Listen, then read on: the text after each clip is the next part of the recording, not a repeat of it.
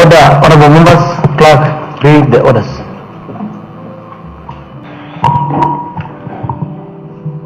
Order number 2, orders of the day today, Tuesday, December 5th, 2023 at 2:30 p.m. Order number 2, convocation.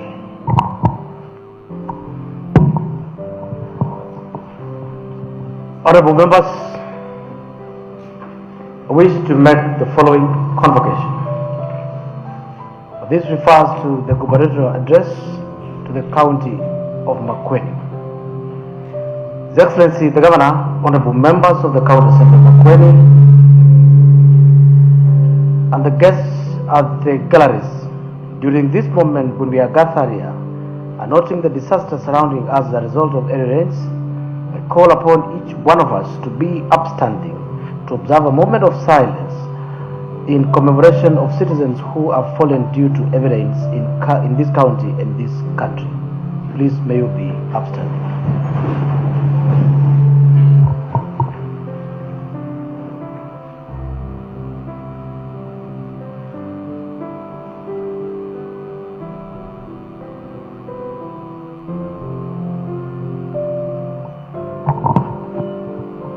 We may be seated.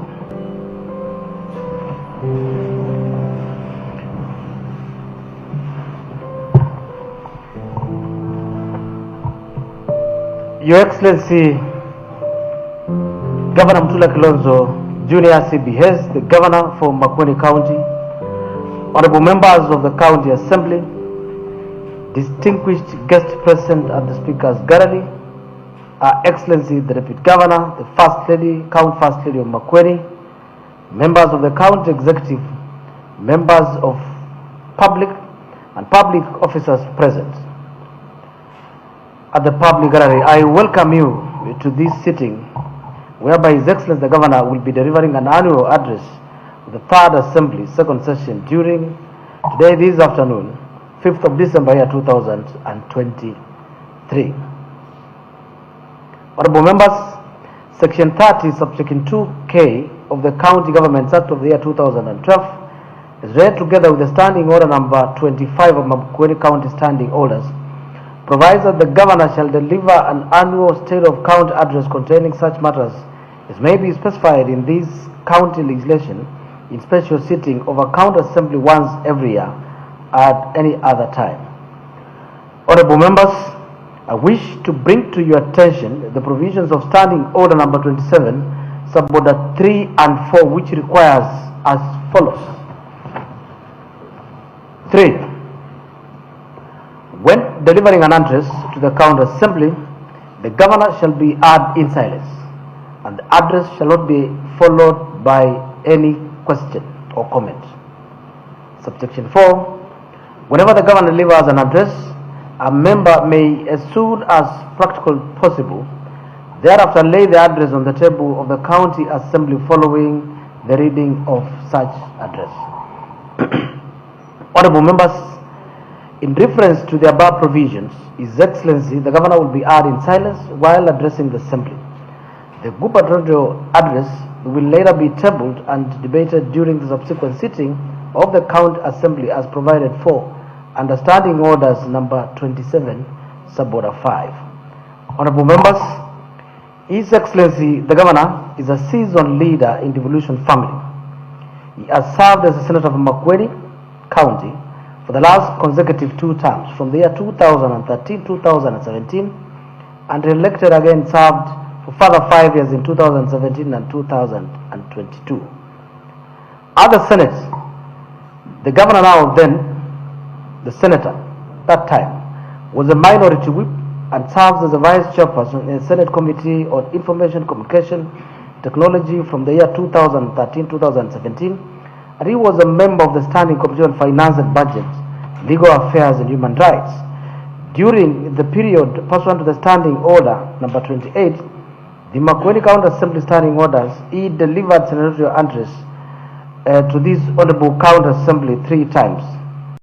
Following days, one on 5th of June year 2014, and on 7th of November year 2017, and on 6th of June year 2022.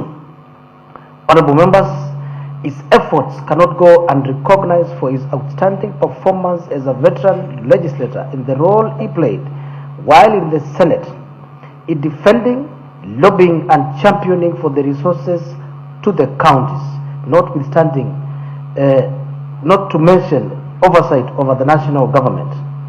Honorable members, this will be the second gubernatorial address by His Excellency the Governor Mutula Kilonzo Jr. CBS to the 3rd County Assembly and the 7th gubernatorial address to be delivered in the County Assembly of Makueni. Honorable members, I now invite His Excellency Mutula Kilonzo Jr. CBS, Governor for Makueni County, to give his State of County address. Your Excellency, you are welcome.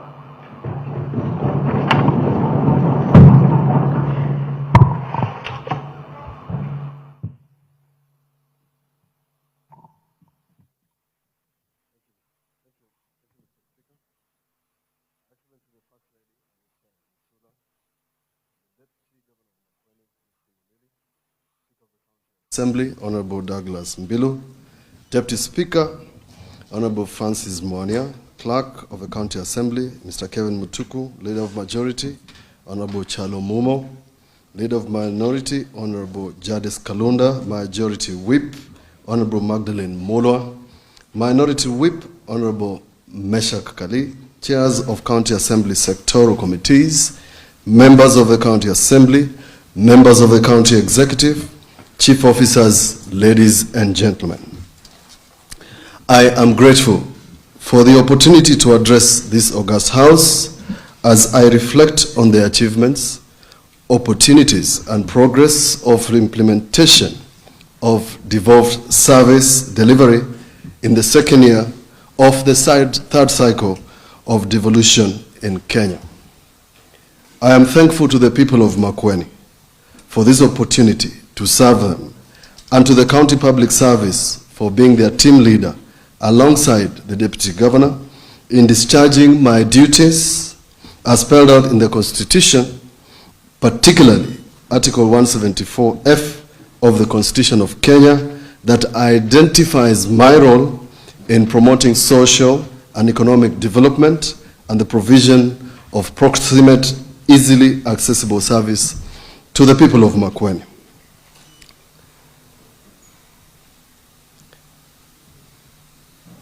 This has been made possible by the County Executive Committee members, chief officers, and other staff, particularly dedicated officers at the lowest level, waking up every morning to diligent discharge services.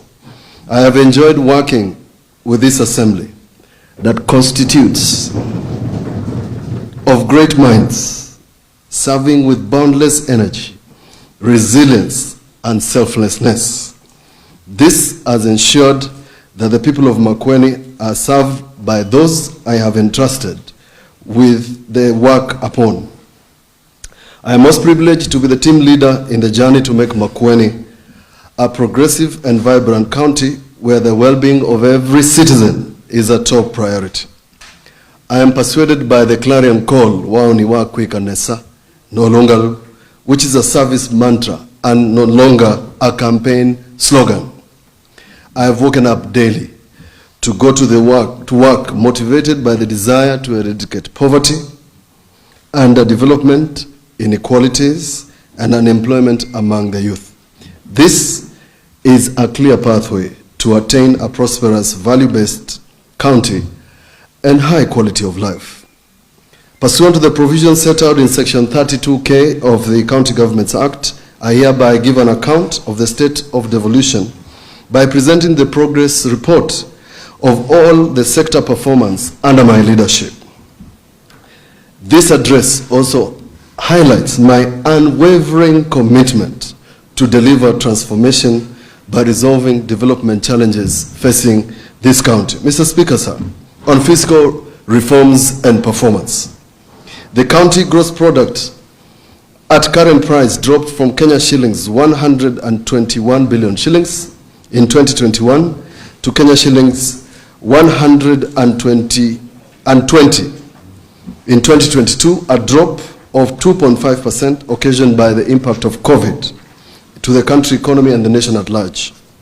During the same period, the county also experienced depressed rainfall for more than 4 seasons, leading to prolonged drought.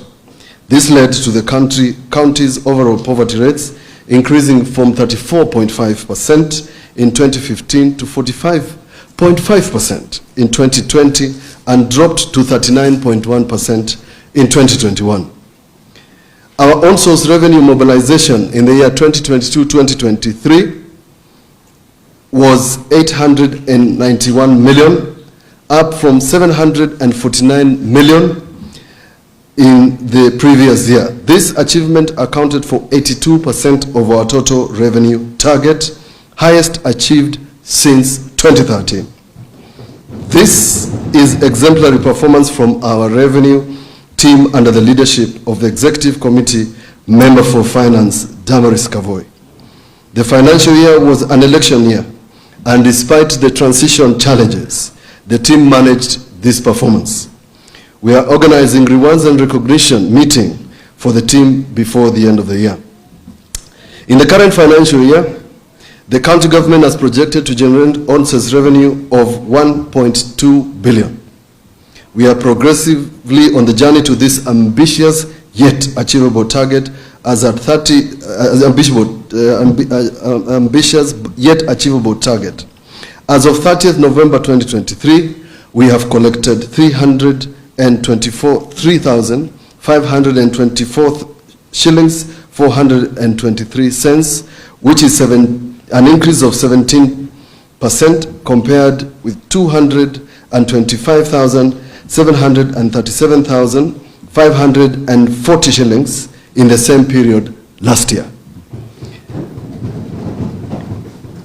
Our on-source revenue is a critical component on sustainability of development. Our resolve is to ensure that OSR account for 20% of our budget by 2022 up to current 8%. To attain this, we have made the following efforts. Institutional re-engineering of the revenue administration from geographical approach to functional approach. This led to the establishment of 6 revenue divisions to coordinate various revenue streams, namely businesses, licensing, reporting and reconciliation, policy and strategy, land-based revenue, unstructured revenue, and A&A and entities revenue. Leveraging on technology to improve revenue administration through partnership with Safaricom in the deployment of My County App, the first of its kind innovation in the country. Entrenching cashless method of payment for county taxes, fees and charges. D, data-driven revenue mobilization, in which we have undertaken a comprehensive census of business establishments in Makueni. This will form a comprehensive revenue payers database, which is in line with international best practice. This exercise collected data from 24,771 active businesses. E, unified billing to ensure all payments due to the county are made once. This will be made possible by creation of self-service portal and customer accounts to ensure you can pay your fees and taxes from the comfort of your handset. We will soon bring to this house a policy to institutionalize the concept of unified billing. The ultimate beneficiary will be the citizens of Makueni. F, entrenching ward as the basic unit of revenue administration. G, sensitization of ratepayers on the need for voluntary compliance. H, training and capacity building of the revenue team. In August this year, we had a comprehensive program championed by Commission of Revenue Authority. These measures have led to the improved revenue performance, and we appreciate the support of this County Assembly in encouraging our citizens to voluntarily pay their revenues. On land-based revenue, we have the highest amount of arrears, amounting to over Kenya shillings 300 million. On this note, I urge all landowners to register their properties and pay their rates. The rates for a plot of 50 by 100 in urban areas, the rates for a plot of 50 by 100 is only 4,000 in urban areas, which is a small fraction of the value of the said plots. True warning is in the little things, such as fidelity to the law in the implementation of the County Finance Act. Mr. Speaker, sir, I am grateful to this Assembly for the timely approval of our county planning documents and frameworks. I applaud you for approving the third County Integrated Development Plan, the Annual Development Plan, and the budget. We are committed to ensure that there is strong linkage between policy, plans, and budget. Our nation is known for preparing first-class policy documents, but poor in implementation. As a county, we must overcome this development jinx. The CIDP3, whose overarching goal is a resilient economy for sustainable development, will officially be launched on 14th of December this year. To ensure effective budget execution, each department in Makueni County has operationalized a budget implementation committee. This committee is chaired by respective accounting officers, provide a mechanism for budget tracking implementation. In 2022, Makueni County was rated the second best county with respect to transparency in budget implementation. This is based on the County Budget Transparency Survey, which is carried out annually by the International Budget Partnership, IBP. In prioritizing people in our development, our vision is to ensure that our citizens participate not only in prioritizing the budget, but also in the development outcomes. On data and evidence-based decision-making, British mathematician Clive Hamby declared, "Data is the new oil." And indeed, in this digital economy era, we must adapt and continuously innovate to remain competitive. We have continuously prepared annual county statistical abstract with the 2023 series being launched in 2 weeks' time. I'm happy to report, ladies and gentlemen, that we launched the inaugural World Statistical Abstract in 2022, the first again of its kind in the nation. The disaggregation of data to the lowest level helps inform critical decisions in resource allocation. We have a memorandum of understanding with the Kenya National Bureau of Statistics, who have been a key partner in the journey of strengthening county statistics.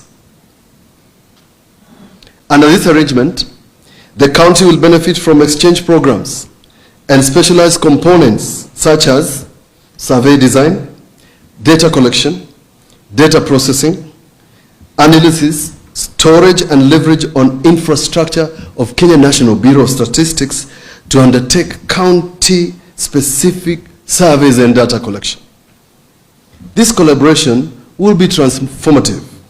In the next 5 years, we will indeed set a new benchmark, all for the benefit of the citizens. We will equally empower the demand for quality data by all users, including the citizens. In fulfillment of Section 137 of the Public Finance Management Act, we operationalized the County Budget and Economic Forum.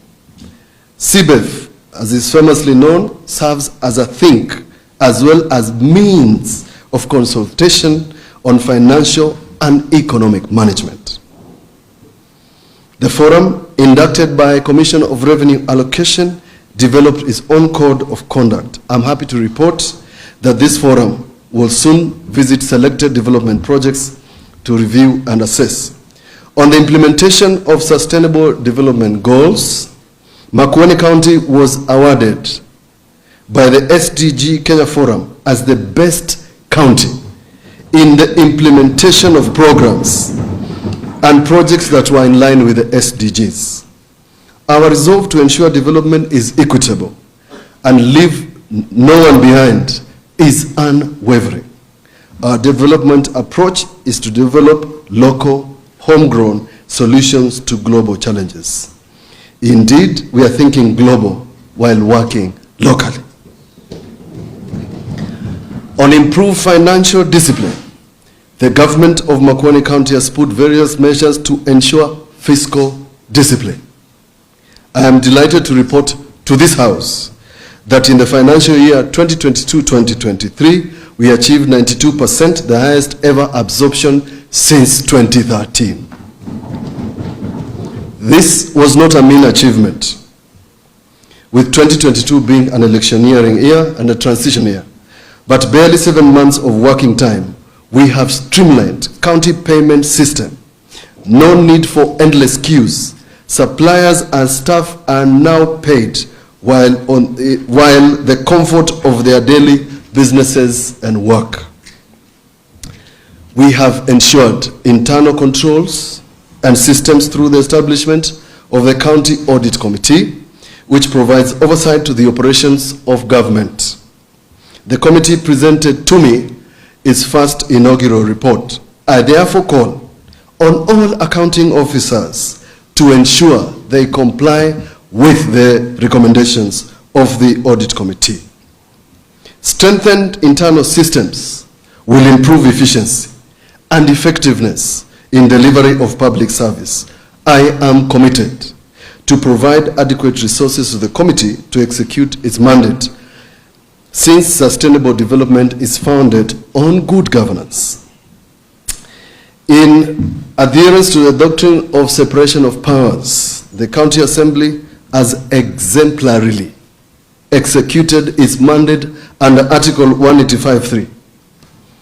This has contributed to the excellence in fiscal discipline, accountability, and value for money. I have noted county executive members being invited to the various county assembly sectoral committees for scrutinies of programs and activities. This is in addition to the field oversight activities on the various programs, projects implemented by departments. I urge you on the assembly, proceed, continue to be vigilant, with particular emphasis to the conditional grants and other grants. Under the Department of Devolution, the establishment of project management committees has ensured that people's participation throughout the project implementation. When citizens get involved through social accountability mechanism, they can monitor and hold public officers and elected officers to account for how public resources are spent and their performances in delivery of services. We will in the new year re-engineer the ward development committees whose term has now lapsed, together with the proposal to establish villages councils under the County Government Act. We appreciate the role played by national government and agencies. This government has collaboratively worked with institutions responsible for the oversight of our expenditure, such as the Senate, where I have appeared twice, on the extent of national revenue allocated to county governments, control of budget with regard to allocation of finances as per the county budget, EACC have not been left behind with regard to integrity of government officials and corrupt risk assessment, and last but not least, the Office of the Auditor General on effectiveness of use of public resources. This has ensured improvement in the delivery of devolved service. On public service transformation, Mr. Speaker, sir, it is said that the staff are key asset in any organization. I am convinced beyond doubt our staff are not only the key asset, but the only asset we have. Therefore, the only thing we have is each other. We can only achieve delivery as a team. Ensuring the county public service is highly motivated, enthusiastic, and enjoying a conducive working environment is my top priority. I have noted gaps in public service. The county executive has discussed this at length, and a plan led by the county secretary is currently being carried out by holding meetings to address these gaps. Waoniwa Kwikanesa no Lungalu is a service mantra. We will entrench and institutionalize the culture of Kujituma. The complexity of modern day world poses a challenge to the old held silo approach in delivery of services.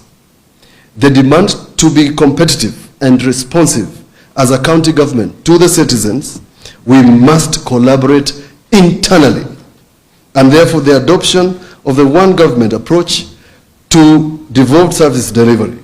In delivering citizen-centered services, departments and semi-autonomous government agencies are coordinated through the Department of Devolution.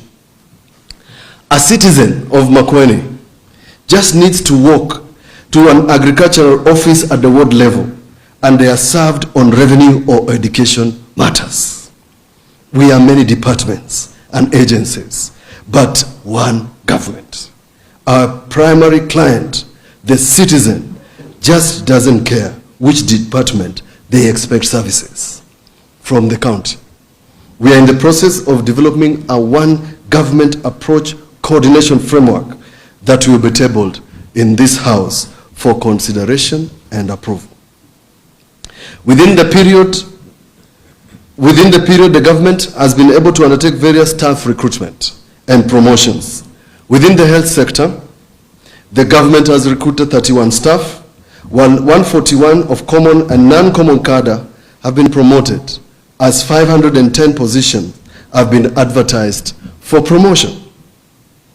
Under education, 1 in 11 CTTI instructors have been certified by NITA. At least 499 ECD teachers have been converted to permanent and pensionable employment terms. We have allocated in the just approved supplementary budget estimates for conversion of the ECD teachers to the correct job group, and to that I thank this assembly. We will progressively ensure that all staff gratuity is paid within 2 years. These measures and attendant budget will be key towards motivating the staff of Makueni County. The past, members, is the past. We must move on. To enhance career progression, we have reviewed the staff establishment in order to address gaps in various departments. The document has been considered by the county executive and is now with a team of experts ready to be launched.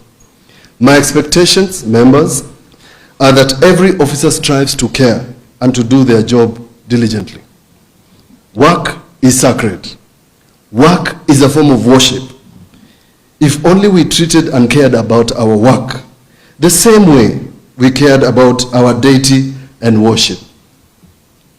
Proverbs chapter 2, 21, verse 29 states, "Show me someone who does a good job, and I will show you someone who is better than most and worthy of the company of kings." it is important to appreciate officers who have gone beyond the call of duty to diligently deliver services. We have many committed officers. Allow me to highlight a few.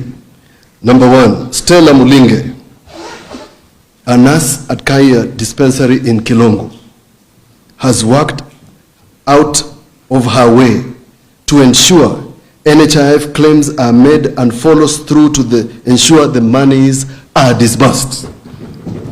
As a matter of fact, Mr. Speaker, she is the officer with the most improved NHIF disbursements.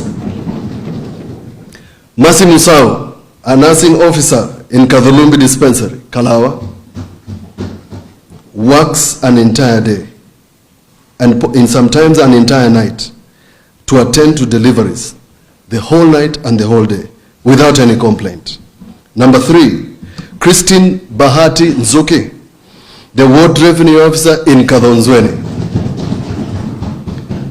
This gentleman has gone an extra mile in entrenching cashless payment in market entrance, livestock and stock movement fee, the most unorderly streams in the markets. The performance has improved from full cash collections to over 70% of the collections being done through M-Pesa and 100% cashless collection in the livestock yards. Engineer Michael Maluke, a superintendent, roads engineer in Mboni sub-county, as champion roads runoff water harvesting. He was selected among 3 green roads for water winners together with Pedro Moreira from Portugal and Pawan Jarki from Asian Development Bank of the open call for green road practices. His work involves engaging communities in making cutoff and meter drains and rehabilitating gullies to achieve desired outcomes of climate resilience and improve community livelihoods. These few examples demonstrate commitment and dedication to service. These efforts give us hope that we can transform the way we work in Makueni. I have instructed the county secretary to ensure all hard-working officers are commended for their efforts. At the same time, we must also sanction poor performance. Everyone must reap what they sow. We must orient performance to focus on the client and realize it is not business as usual. Under my leadership, we will reward performance not based on time in government, but by contribution towards transforming the lives of the people of Makueni. On strategic partnerships, Mr. Speaker, sir, the government's resolve to work with our partners is not about begging for support.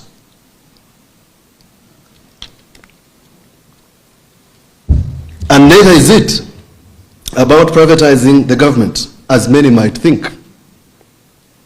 Rather, development cooperation is a way to attain SDG goals. In fact, 40% of the county development expenditure is funded by partners. I'm currently in a team of governors trying to unlock resources stuck at the National Treasury from development partners. Parliament is currently mediating on the additional allocation bill, and we expect for this process to be expedited. 82% of funds from development partners have not been disbursed, yet we are approaching the end of the second quarter. In the same spirit, the government has been deliberate and systematic in building sustainable friendships. First, with the national government and its agencies, for they are the largest sources of development funding, and second, with other friendly bilateral and multilateral organizations in development practice. A good example is the gazettement of Q catchment in Makindu as a wetland, which I will elaborate later in this address. Jointly with our friends, the government has co-created the priorities of CIDP3. We invited them to give us their best practices and ideas on consultative meeting when we were compiling this important planning document. we have adopted and nurtured sectoral way of working with our partners where we not only share with each partner in the devolution space in Makueni, but we have a systemized joint working planning and implementation. Early in the year, the Departments of Agriculture, Water, Education, and ICT and Lands will have the first meeting of this kind with the World Bank in an attempt to find a single approach to identifying and implementing projects in Makueni. A similar meeting has been organized with the Netherlands Embassy early in the year 2024.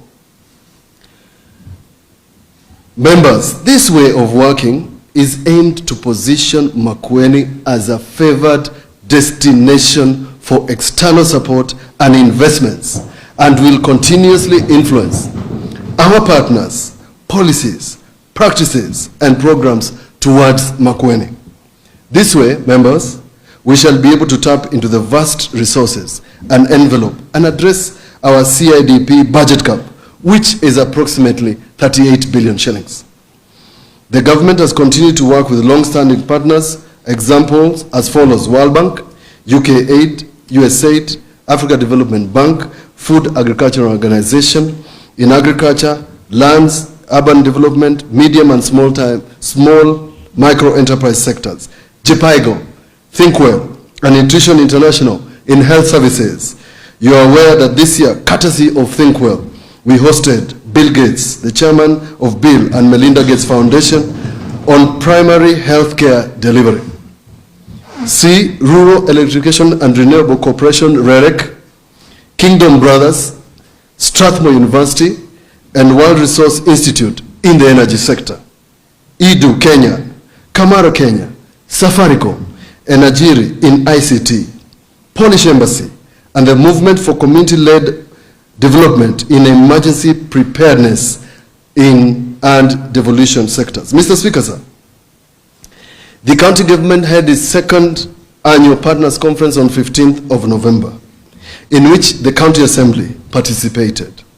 During the above conference, the county government presented the following needs to the partners, and I can confirm to this House that some bilateral discussions have already begun.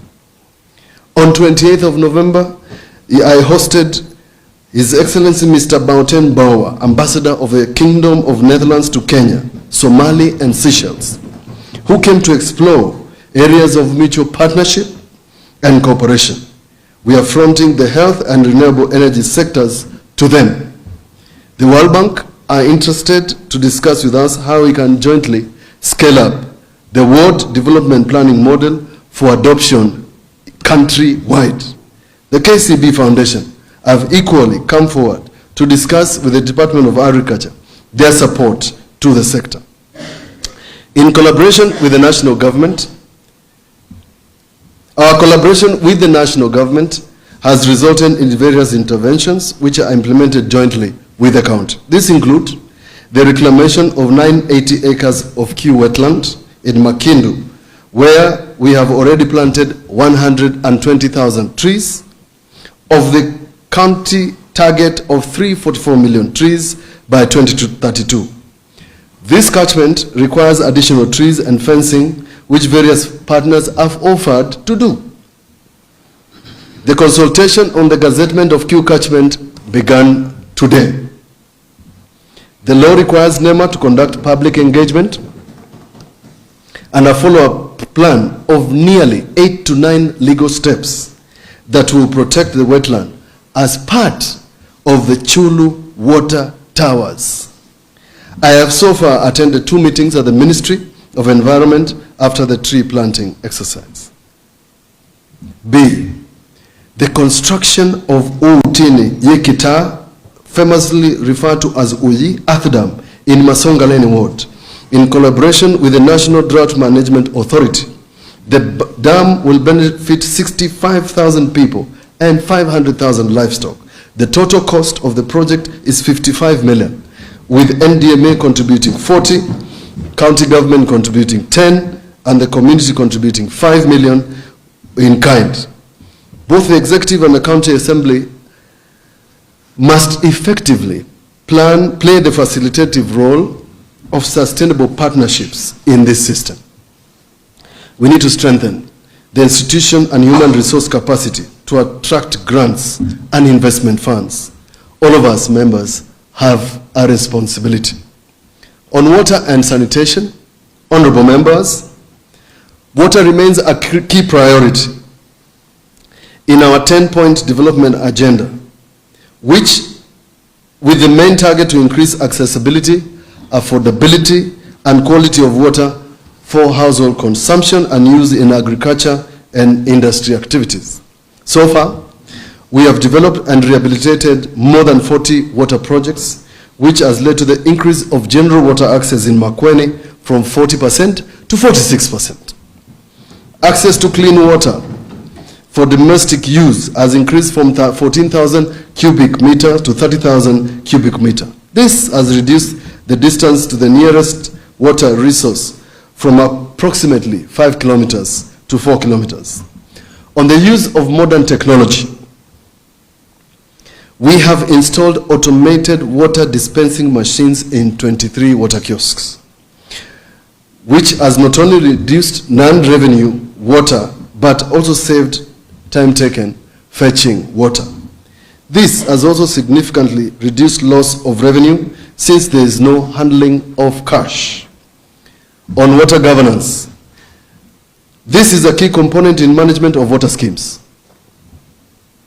Continuous capacity and training of water service providers as well as water committees on water resource management has boosted sustainability of our water projects. In the past, we have witnessed vandalism of water infrastructure in various areas,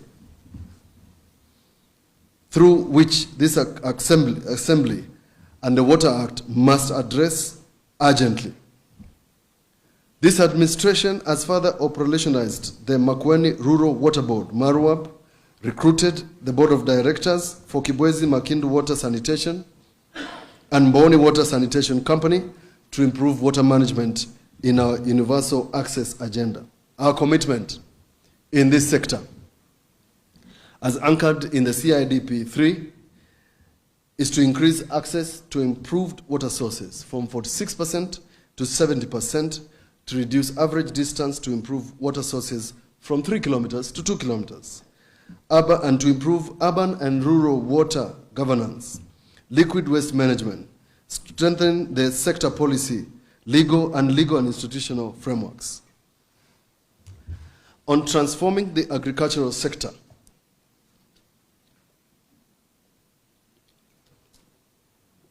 in a county where 78% of the households are involved in agriculture, and agriculture accounts for 27.7% of our gross county product, the county government has continued to implement food security. Specific achievements are as follows. On grain value chain, the county has operationalized 7 satellite fertilizer depots at Kikima, Tawa, Mukuyuni, Kasikeo, Nungune, Kidumane, and Kitise.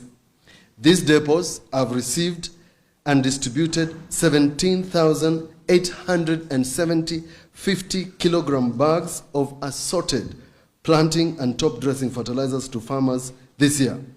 In addition, 31,384 bags have been distributed to the farmers from the main depots in Kibwezi, Emale, and Wote. The department will in due course engage members of this House in order to find suitable locations and budgets for opening more of these facilities. These facilities, members will require personnel and infrastructure to operationalize. And the National Cereals and Produce Board have given us an undertaking that at a later date, they will transfer the facilities to the county.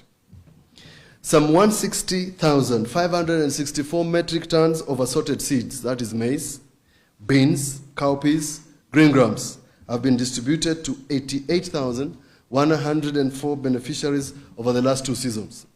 I noted with concern about the uptake of fertilizer in Kitise, and I have requested the department to continue sensitizing the residents of that area and that ward on the value of these facilities and the fertilizer we are offering them.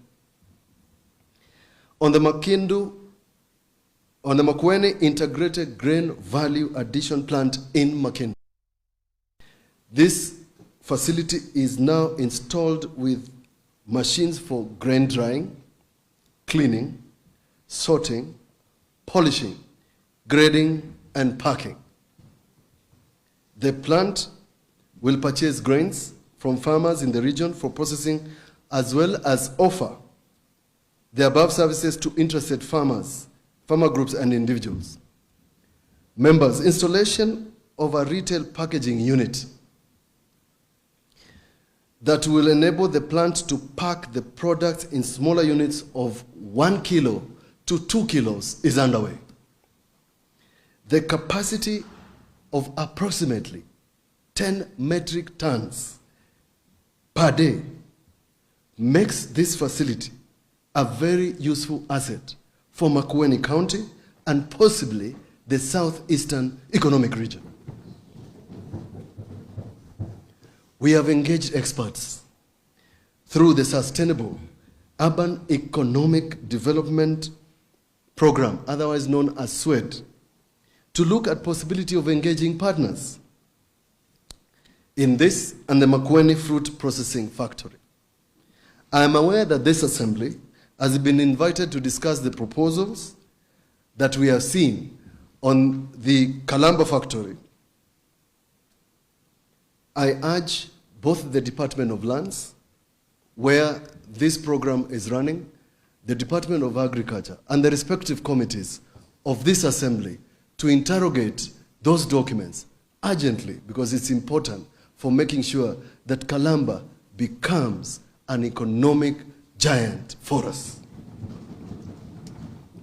On the fruit value chain, the Makueni County Fruit Development and Marketing Authority purchased 997,520 kilos of mango and produced 538,945 kilos of puree valued at 38,804,040, of which 222,800 kilos valued at 24,534,928 has been sold. After a long protracted struggle and use of diplomatic channels, ladies and gentlemen and members of this House, we have now managed to operationalize the ready-to-drink line at Kalamba. We intend to launch this line early next year. To enhance mango production in the county, various trainings have been conducted with the aim of equipping farmers with new technologies. In collaboration with KEFIS and ISIPE, we are working with farmers to establish areas of low pest prevalence, targeting 10,000 farmers, covering 4,000 hectares in 8 wards. This will add to the existing 4,770 hectares previously established. In addition, we are in discussion with AFA, Agricultural Food Authority, to set up a cold chain and pack house in Kwakadoka in an effort to access international markets for horticultural and fruits value chain. On industrial crops, jointly with the national government, we have distributed 10,000 coffee seedlings to 2 wards.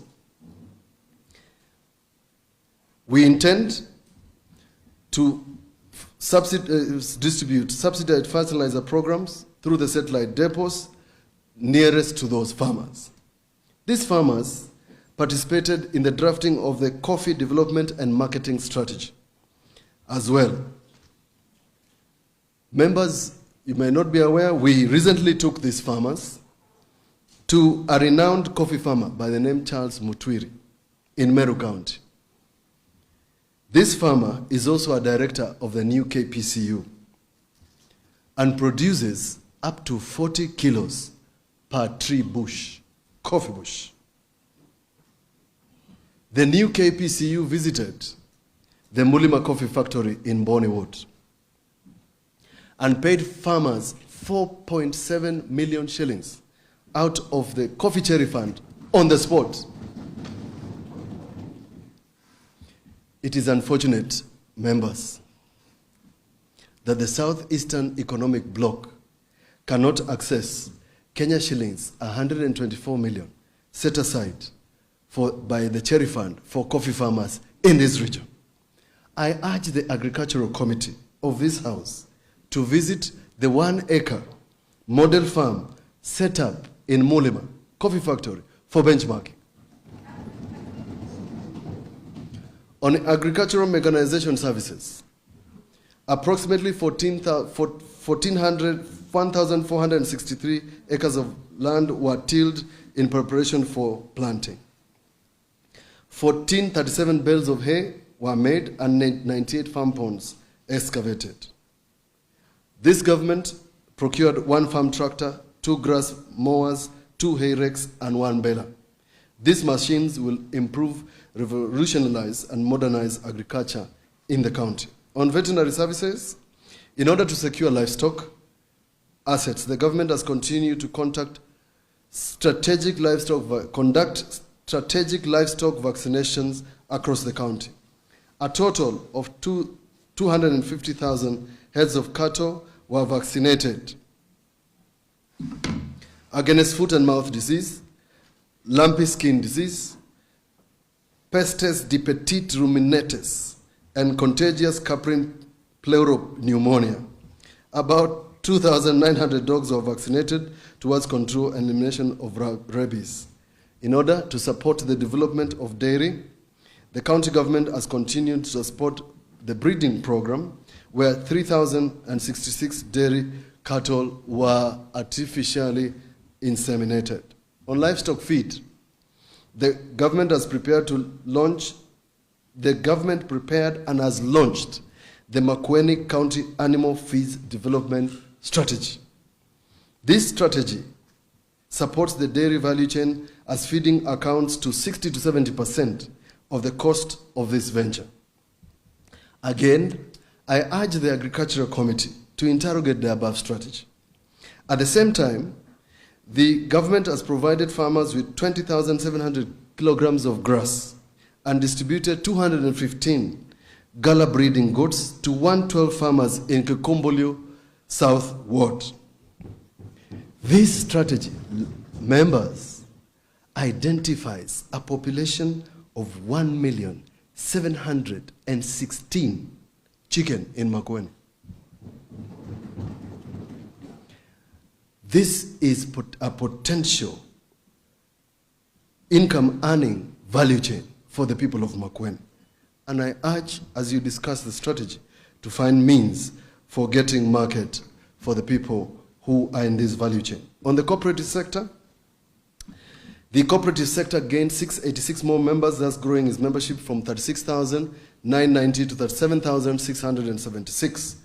The sector registered 4.3% growth in member deposits from 353,421,025 cents to 368,471.02 cents, while loans disbursed to members were 248,655,191 shillings, with repayments done amounting to 155,454 cents. Under healthcare services. On the health infrastructure, Mr. Speaker, since assuming leadership as governor, my administration has constructed 3 new facilities and improved and renovated 67 others to improve quality of health. This brings the total of facilities to 241, up from 238. The new facilities are Keu Top in Kasikeo, Kwandava Dispensary at Ngoma Somba, and Changinyo Dispensary in Kikombolio South. With support from Safaricom M-Pesa Foundation, the Department of Health completed, equipped, and commissioned Tawa Sub-County Hospital, integrated a maternity wing consisting of antenatal ward, labor ward, postnatal ward, delivery room, theater, and a newborn unit. We have made a deliberate policy, members, to limit the construction of new health facilities. Instead, we propose to equip the existing facilities as a matter of priority. On automation of health services, to enhance accountability and transparency of the health products and technologies, we acquired a digital health commodities management system called MyShameds, which was piloted in 13 health facilities. The pilot phase was a huge success. We should have walked this journey a long time ago. I'm delighted to report to you members that we have embarked on a journey to fully automate and integrate all services within the healthcare system. We are in the process of establishing an end-to-end automation of health through the County Integrated Health Management Information System. The system will ensure the following: patient management, health products tracking, revenue management, etc., etc. These, members, will greatly improve transparency and accountability. To this end, we engage the ICT authority, known as ICTA, to undertake a feasibility study on all our health facilities. We got the report, members, and the report has revealed serious gaps in technology and a multiplicity of interventions that are not linked to one another. The health department was operating in serious silos. We must put an end to this. We have made great strides towards healthcare innovation. Through our partner Proxme, a telemedicine technology platform, our health workers are able to use cameras in theater for remote support, teaching, and audit of operations. The department has had several opportunities to showcase this innovation to the world, including the Country Innovation Program currently being done in Nairobi. The department has trained and started offering fistula repair services. Since March 2023, the department has screened 120 women and has carried out 41 successful surgeries. This has brought joy to women and families that have lived with stigma and discrimination. One such lady was in the news recently when she recently got married out of the stigma of fistula. On our community health promoters, we have since collected the new kits supplied by the national government for our community health promoters. The Department of Health is expediting the training of these 3,625 CHPs in order for them to use the advanced equipment in their backpacks. We thank the First Lady of Makueni County for accepting to champion the CHPs. I have undertaken to ensure that their monthly stipend is paid without delay. The county has already budgeted their stipend of $2,500 per month in expectation of the matching fund from the national government.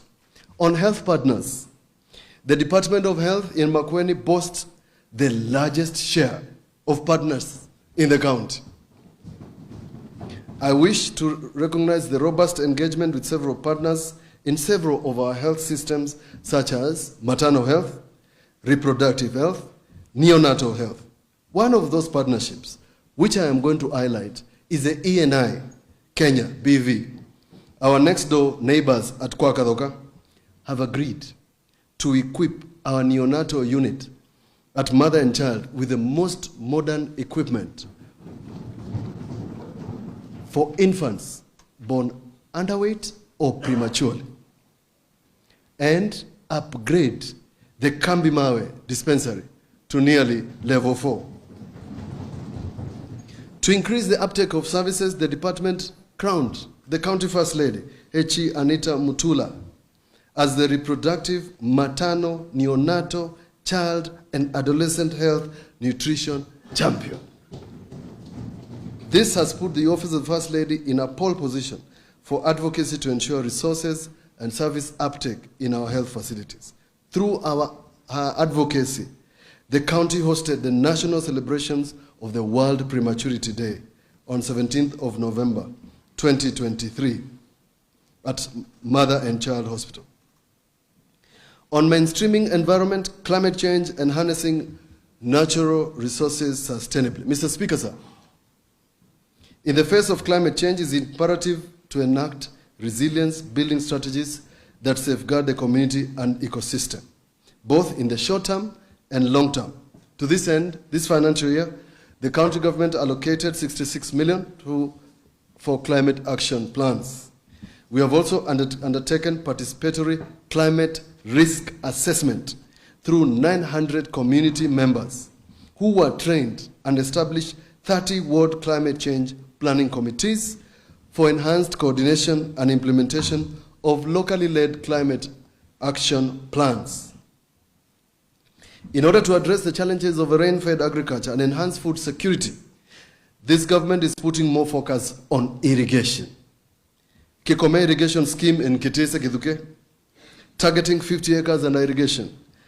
Kadha Mbalani in Kitundu Kidhungo ward, targeting 35 acres, and Bavani in Kalawa, which is at feasibility stage and is targeting 500 acres, are some of the irrigation schemes we are currently implementing. As part of the climate change adaptation and resilience building, we are implementing a new scheme called Roads for Water, Green Roads Initiative, which aims at harvesting road runoff water for agricultural use. This is executed through youth engagement and manual labor, where 200,000 cubic meters of water will be harvested from our roads every season. Mr. Speaker, sir, as I address you today, COP28 climate conference is underway in Dubai with a clarion call of fast-tracking of transition to clean energy future. In keeping abreast with the rest of the world, we have adopted the green energy for water pumping through solarization of our water projects. We no longer install diesel-powered pumps in our water projects. Other notable achievements in this sector are the planned establishment of an energy center in Kizingo, in Makindu, to enhance our renewable energy use and awareness promotion. Similarly, Strathmore University, UK Pact, and World Resources Institute have partnered with Makueni to produce the energy plan, which we will be launching and submitting to this assembly very soon. This plan on renewable energy, members, is a gateway for funding by several investors who are waiting anxiously to see the approved plan and policy. I urge you, members of the respective committee, to expedite this program and this plan once it comes to the House. On lands and physical planning, Mr. Speaker, sir, the government has secured 595 public utility titles across the county for ECD centers, for health facilities, for churches, for water facilities, and cattle dips. These are ready for issuance in the next year. In addition, the government has surveyed and compiled a register of 751 households from Kibwezi East, whose title deeds will now be processed. Members, I'm happy to report that we have the title deed for the over 100-acre piece of land at Kwakadoka, which was famously hitherto known as the Kalro land. It actually belongs to the county government of Makueni. In the Wote Central Business District, the government surveyed 116 plots and submitted to the Director of Survey Kenya for approval. Once approved, the survey will enable the processing of leasehold titles to property owners. The local, physical, and land use plan for Makindu Township has been finalized and is waiting your approval. This plan will form the basis for development control and urban development projects conceptualization and investment. I urge the respective committee to expedite its approval. Members, it is a tragedy that the last approved plan for Makindu was done in 1978. As a result of not having a plan, a lot of uncontrolled development has taken place without any benefit to the public. Makindu town is a historical town, and its planning will open up for investments and other opportunities. Members, we missed the opportunity to upgrade the informal settlements under the Kenya Urban Support Program called KUSP as we waited for this approval. These efforts were evident in the national tree planting exercise when we were requested to rehabilitate the airstrip in Makindu. These matters are critical to the development of Makueni. We have facilitated the establishment of an Irish village, first of its kind in Makueni, on a 40-acre land in Malili, Kiemakiu, Kalanzoni ward, by ERE Kenya, a cooperative society of Kenya diaspora residents living in Ireland in the United Kingdom. This facility will comprise of member holiday homes, social amenities including a 6-star hotel, and a commercial center, fully serviced. The county government also facilitated the development of the first of its kind superstore, 20-acre parcel of land in Sultana Mood, which upon completion will comprise of accommodation, commercial center, hospitals, churches, one of its kind enterprise on Mombasa Road. We have, in the last 1 year, established the Sultan Emali municipality, installed management board and devolved staff to perform this mandate. The Wote municipality has developed the urban economic plan, built fresh produce markets in Emali and Mukuyuni, and conducted a pre-feasibility study on the Makueni fruit processing plant with the help of World Bank and UK Aid. We're in the process of finalizing the recruitment of the new Wote Municipal Board. The activities in these two municipalities will help them qualify for funding by World Bank. I urge the respective committees to expedite approval processes touching on these two municipalities. On transformation of the county economy through trade development and industrialization, tourism and culture. Trade and industrialization is a facilitator of economic growth and development. We have taken measures to improve the work environment and competitiveness for the micro, small, and medium enterprises which dominate the sector in the county. The establishment of Soko Makueni online platform provides a platform for online marketing and traders' information. This platform promotes visibility of the county, its produce and products, and advances the commitment and delivery of services to the people of Makueni. To date, the platform has mapped 213 categories of county products, uploaded 79, and registered 30 vendors whose products are now online. The platform shall be launched early next year.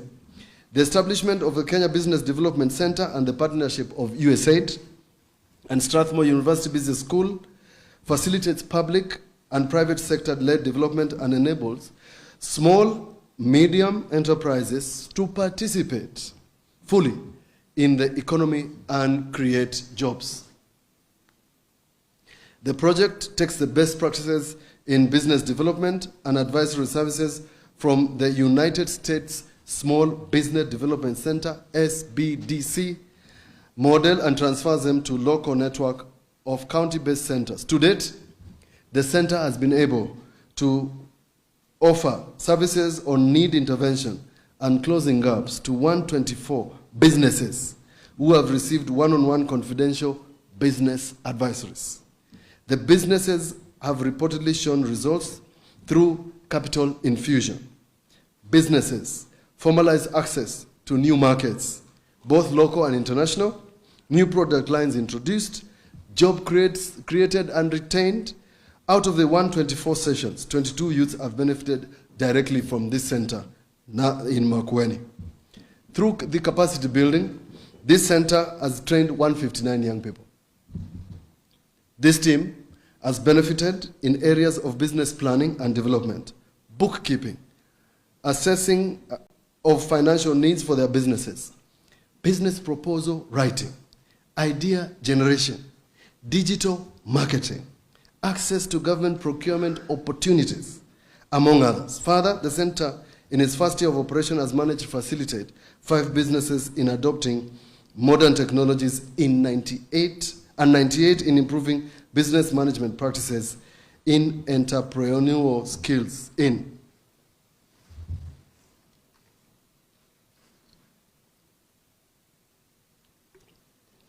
the county government has developed market centers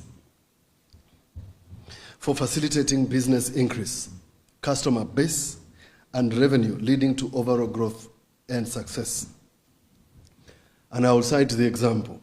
The Emale Fresh Produce Wholesale Market, which houses 30 wholesale stores, 96 retail stores, and 2 open market sheds, is a game changer in Makueni.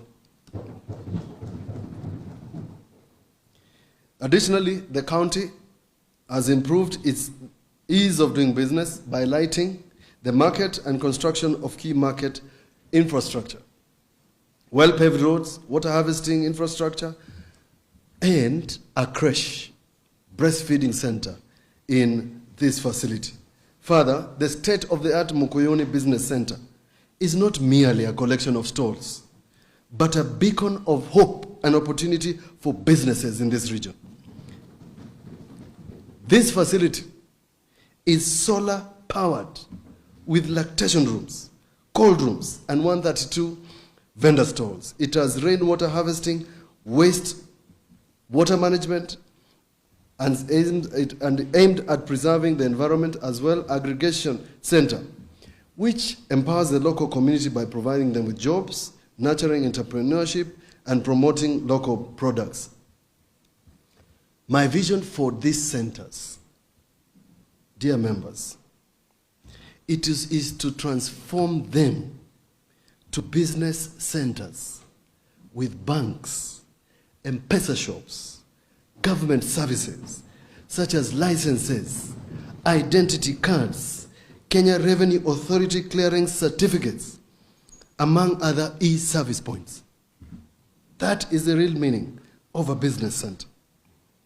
In our efforts to develop cottage industries, MSMEs and Juakali sector in the county and linking them to markets, the government has undertaken the following programs. We have supported 2 MSMEs to attend Kenya International Investment Conference. In participating in this, cumulatively, we were able to establish 29 business contacts that would help streamline their supply chain and access to international markets. In collaborating with the Kenya Export Program and Branding Agency, KEBROBA, carried out an outreach program to assess producers, cottage industries, level of preparedness in the export trade. So far, 26 of them in Makueni have been assessed. In Makueni Small Business Development Center, and Kentrade carried out an export marketing readiness trade facilitation by training 27 MSMEs. In collaboration with the Department of ICT, Makueni SBDC, Ajiri Center, ILO SYB, Create 3360 carried out a business idea competition dubbed Plug Mutaani, which attracted 81 young people across Makueni.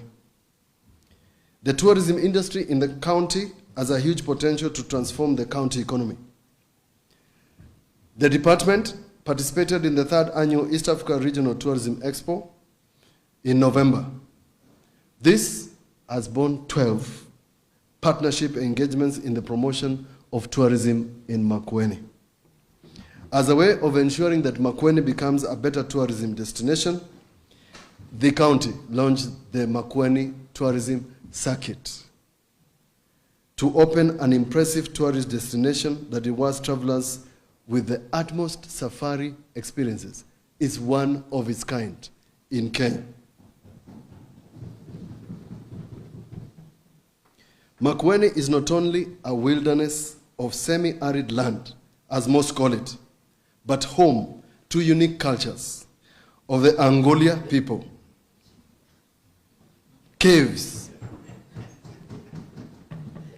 Chulu Hills, Masamuche Hot Springs, Makongo Viewpoint, amongst many other wonders.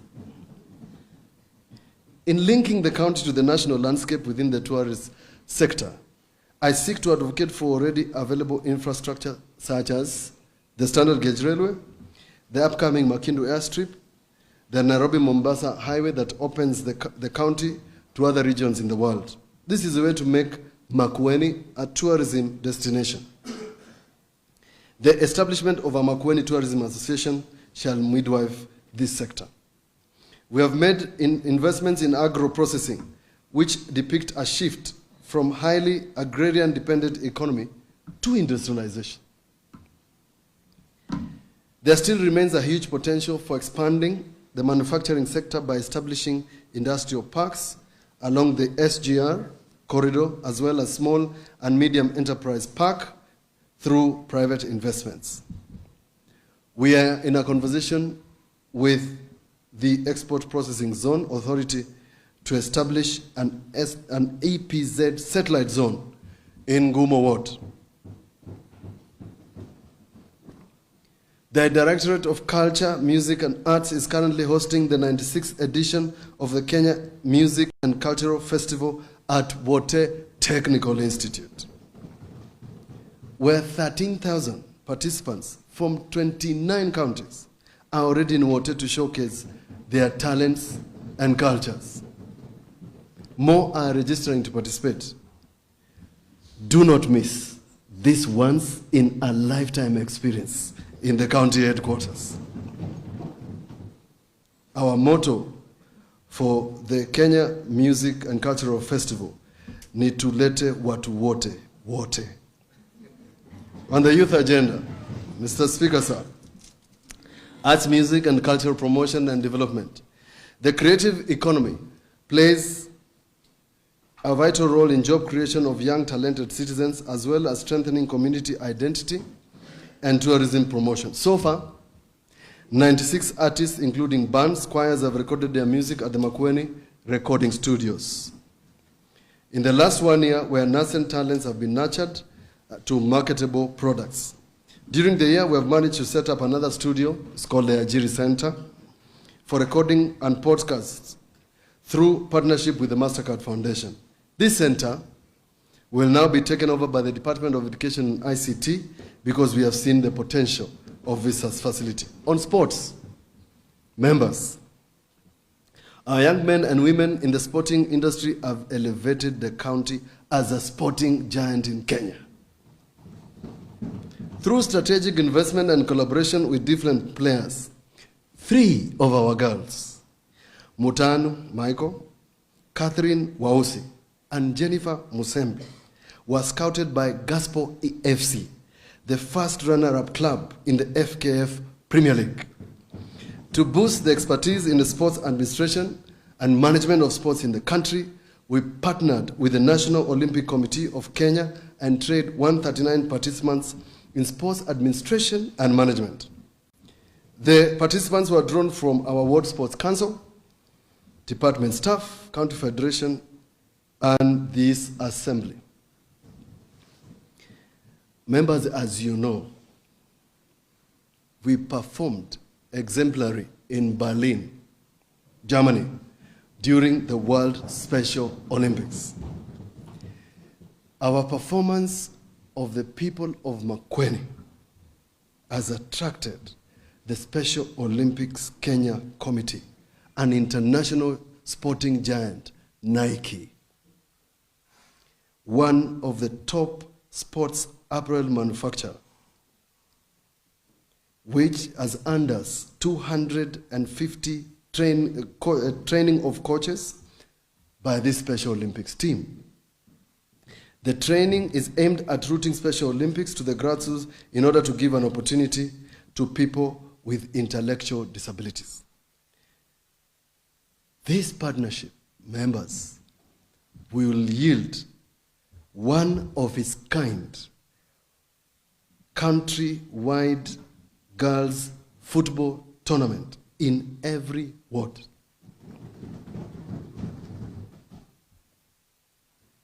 We have also engaged a team that approves marathon. We have the view, as a county executive, that we can use the scenic roads like the Makongo route to Wote or the Wote-Makini road for an international marathon. On Ujuzi Teke, to create more opportunities for youth for self-employment, we're implementing a program dubbed Skills on the Go, which attracts young people with a master craftsman for a period of 2 months.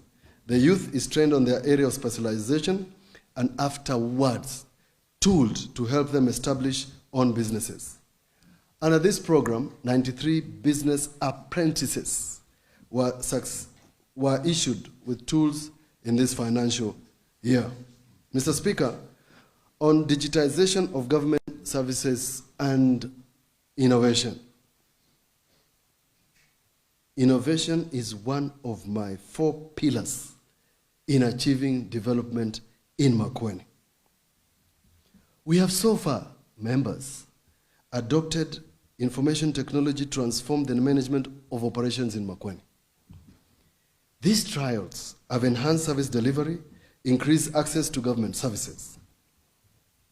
One of our transformative achievements is the My County app through partnership with Safaricom. This platform offers a unique one platform for revenue collection, digitization of all county operations, where residents can access them from any part of the world. Some of these services include paying for parking, business permits, land rates, as well as engaging the governor through Seminar Governor segment. This app also offers useful information on this assembly and other important features in Makueni. As a government, we are committed to ensure automation of key government processes and functions.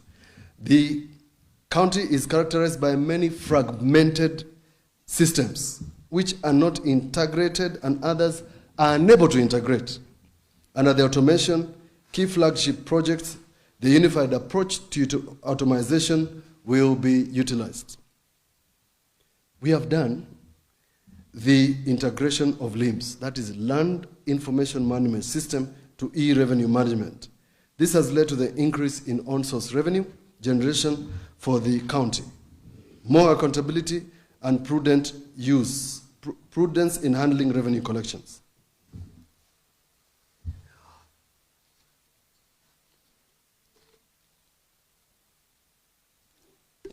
We have digitized the internship application through Makueni Online Attachment Application Portal. It's called EVAS. This system provides a convenient online platform for application processing, placing applicants for industrial attachment. With EVAS system, the industrial attachment experience has become more efficient and accessible, reducing the processing time for attachments to less than 1 hour. The platform, which was launched in June 2023, has 1,946 registered users, has received 710 applications, and has awarded 419 beneficiaries with industrial attachments. Another innovation is the Makueni County VTC Information Management System. This has brought transparency in management of our 59 VTCs, with key focus on student enrollment, funds disbursements, revenue generation, and asset management. The system launched in August 2023 has enrolled 4,577 trainees and generates reports on trainee distribution per center, fees payment, amongst other statistics. We have also revamped our county website by introducing mini sites for departments and knowledge management. The county of Makueni has gained more visibility through the organization of our website, social media accounts, live updates, communication of county programs, and development projects. Due to publication of public information in the county website in line with access to information, the development partners have continued trooping into Makueni. Still in this sector, we have Soko Makueni, an online marketing portal aimed at marketing county products and services. We have also developed, tested, and deployed county electronic meeting attendance system, e-attendance register, using QR code technology, which is a great way of making registration process for any event quick, easy, and flexible. This will eliminate common event registration mistakes, such as human errors, often associated with manual registration and audit queries. The ICT department has also developed a plot registration portal, which has eased the plot registration and profiling process. 2 weeks ago, we had the pleasure of participating in the Kenya Innovation Week Commonwealth Edition. Mr. Speaker, sir, due to these strides in the ICT, on 23rd of November 2023, the Commission on Administrative Justice, Office of the Ombudsman, gave me the Huduma Ombudsman Award, where we were recognized and received the Ugatuzi Award category for leveraging on technology and innovation for enhanced service delivery and social accountability. A day later, the government of Makueni, during the 15th edition of CIO Africa, CIO 1100 DX5 Annual Development Symposium Awards, emerged the best digital industry champion. The county of Makueni earned a distinguished C0100 Gold Mark Award in recognition of excellence in enterprise ICT adoption. The Makueni Tech and Innovation Hub was nominated and later awarded the Innovation Award in that category. The award, referred to as the County Government Innovation Hub of the year 22, was given to us early in the year. This hub continues to offer conducive innovation for innovators, entrepreneurs, students, college students. The hub has processed 1,000 innovators. 7 innovators who are the beneficiaries of the Innovation Hub participated in Plug Mutani program, where 3 were nominated to proceed to the national level with the possibility of winning 10 million shillings. The overall winner was our infatigable Faith Mumo of Viviani Farm. First runners-up was John Mwenda Kioko of Resident Technologies, and the second runners-up was Judith Mwende of Ustawi Institutional Care. In the education sector, Mr. Speaker, the opening of the Mutituande Resource Center increased the number of ICT centers to 14 and has ensured continuous offering of ICT skills, including basic computer training, online work training, Google digital training, and thus sustaining communities which are digitally empowered, increasing employability, and opening the communities for online work and sprucing up of our digital economy. In the technical education, we have increased CCTI capitation. In 2023, 4,496 CCTI trainees benefited from the capitation worth 23,823,278 to ease fees burden. In the current year, a capitation amount of 20 million is allocated, targeting 4,417 trainees. The disbursement is already ongoing. We have also implemented various infrastructure programs in the CTTIs, like construction of dormitories, workshop, and equipping them with tools. In ECD, we have constructed classrooms, offices in 34 ECD centers.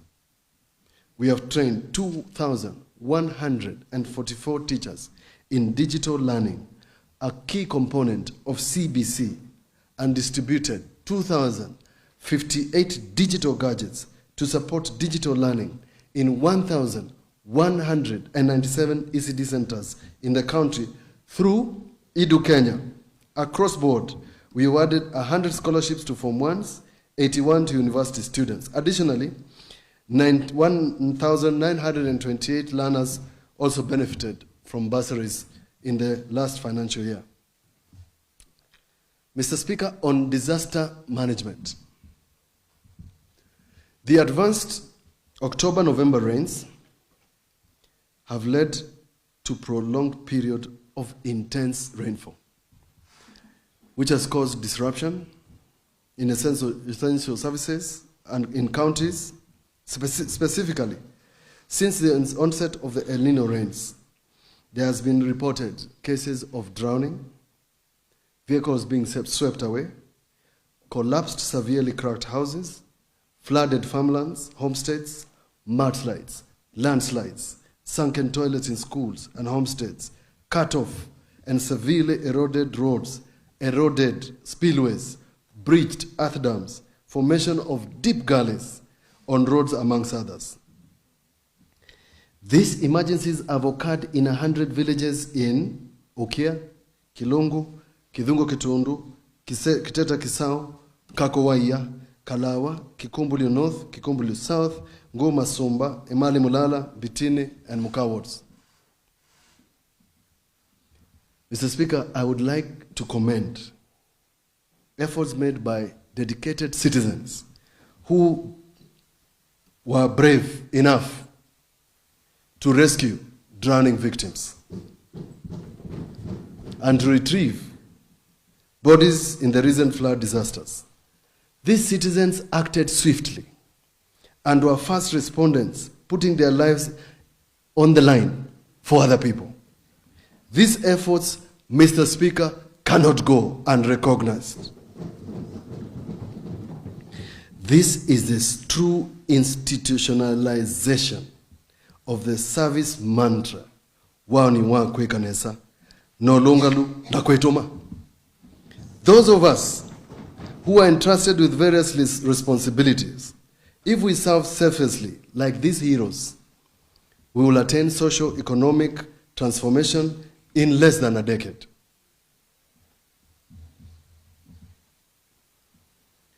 With this dedication, we will embody the philosophy of serving with integrity. The community members are as follows. Number 1, Peter Mwasia, a driver in Sultana Mood, who risked his life, braved the flooding waters of the river, jumped into the river to rescue 2 people who were stuck in the middle of a fast-moving river. Ruth Mbithe Mulandi. This lady impressed me. She single-handedly saw a body floating in the river. She doesn't know how to swim. She got into the river and retrieved the body of one of the ladies who drowned in the now infamous Moani River. These actions truly signify a people who are prepared to sacrifice for others. To date, ladies and gentlemen and members, the impact of the advanced rains has led to setting up of 5 evacuation camps distributed within the hotspots. Those areas are Kawese in Kilome, Chakituku, Kavatanzo, Katolie in Kaiti, and Mikululu in Makindu, Kibwezi West County. The current population in these camps is over 300 households, and the number keeps increasing. Continuous assessment is ongoing to establish the full impact. We have procured food, non-food items that are being distributed to already established centers. This government shall ensure timely procurement of more food, non-food items to sustain the already established camps and the anticipated evacuation centers to be established later. In collaboration with Red Cross, we established an emergency command center in Wote for coordination of all emergencies during and after the rains. I urge communities, individuals, visitors in the county to note there is low visibility, wet road surfaces across the county, particularly along Nairobi-Mombasa Highway. We must avoid the temptation to cross into flooding, raging, and even surging waters by all means. We must advise residents in this area, areas experiencing flash floods, landslides, mudslides, to relocate to safer grounds. I extend a personal request to this assembly to assist us in this endeavor. I'm aware that various dams have been destroyed by the rains. The Department of Roads has prepared a list of dams. The Department of Roads and Water has prepared a list of dams and roads that have been damaged for discussions. All is not lost. Ndokuma Dam, our signature dam, is reportedly full. Chamakuthi in Kalawa is also full. Kwambo in Mavendini is also full, amongst others. The Department of Agriculture is in the process of repairing this spillway at Kilombo Dam. Members, I recently learned that the county committed to have an irrigation project after the completion of Kilombo Dam. We must now consider irrigation because the water in Kilombo Dam lies there without any benefit to the people of Makueni. The Department of Water is checking the spillway of Kamunyolo Dam in an effort to ensure the erosion does not compromise the dam. I have seen a report on this, and I hope the said report is tabled in this assembly. Mr. Speaker, sir, this government has collaborated with various donors, including Polish Center and the East African Fire Mission, with the purpose of strengthening our effectiveness in fire and emergency preparedness. This includes the capacity building of the county emergency response teams and equipping them with essential aqua rescue equipment, which includes scuba, rescue boats, air compressor, etc., etc. The county has equipped Makindo Fire Station with a road traffic accident medical vehicle, one of its kind in East Africa, that was fabricated in Kenya and equipped with hydraulic equipment, spreaders, cutters, and a ram that enables easy extraction of accident and crash vehicles.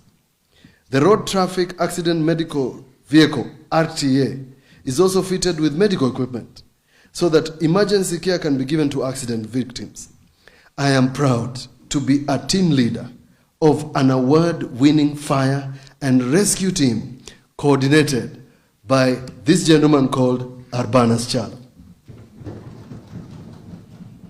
In preparation for the forecast of the El Nino, the county government, as I mentioned before, procured food and non-food items. These items are projected to be inadequate, given that the rains might persist. However, the following needs continue to arise: reconstruction of houses, toilets, supply of beddings, clothing, food, non-food items, construction of gabions, culverts, repair of affected roads, medical supplies, amongst others. I wish to appeal to the national government, well-wishers, non-state actors, and the people of goodwill to join hands with us to mitigate the efforts of these emergencies. Arising out of an appeal that I made yesterday, one of our partners, Christian Aid, offered a cash transfer of 5 million shillings to all affected victims in our camp. The Department of Devolution has compiled the list of those who are going to benefit from this timely intervention that will help these families reconstruct their lives after the rains. I need not re-emphasize the value of good partnerships and good friendships. Members, on development of education, capacity development and accountability, the county has strengthened the civic education framework through the establishment of a school for devolution and community-led development. We are committed to improving the quality of and nature of education through transforming it from mere civic engagement to capacity development, strengthening of our people.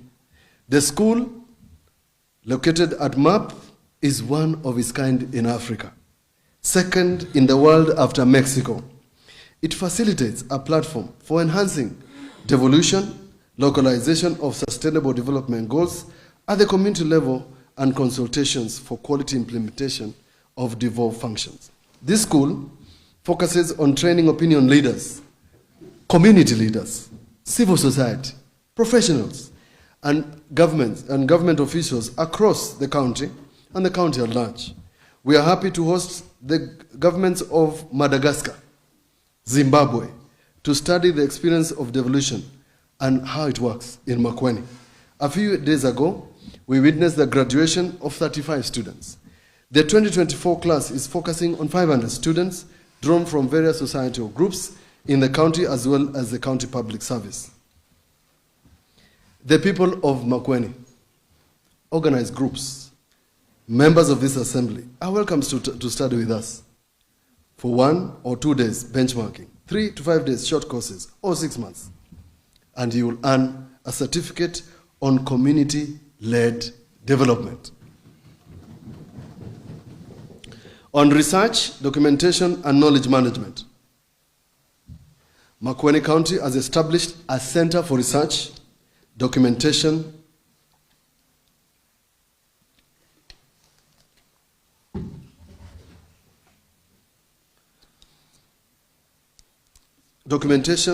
and knowledge management to facilitate research, development, enhancing the culture of knowledge gathering, sharing, and documentation. The resource library then provides a student with an array of specific reports, manuals, annual statutory reports, policy briefs and newsletters, speeches, and many devolution-related knowledge assets. This center is open to the public and to the community.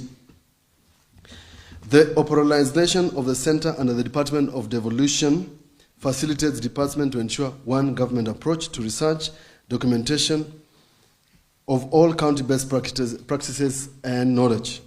Currently, the center is focusing on the documentation of participatory planning and budgeting alongside documentation of key programs, such as our business center model of market development and annual programs that create impact and new knowledge within the public service and stakeholders. We have set up a central records and information management unit where we have been compiling our data towards digitization. In the same area, we have sensitized 85 informed handlers and records management and trained 25 champions drawn from all departments. In addition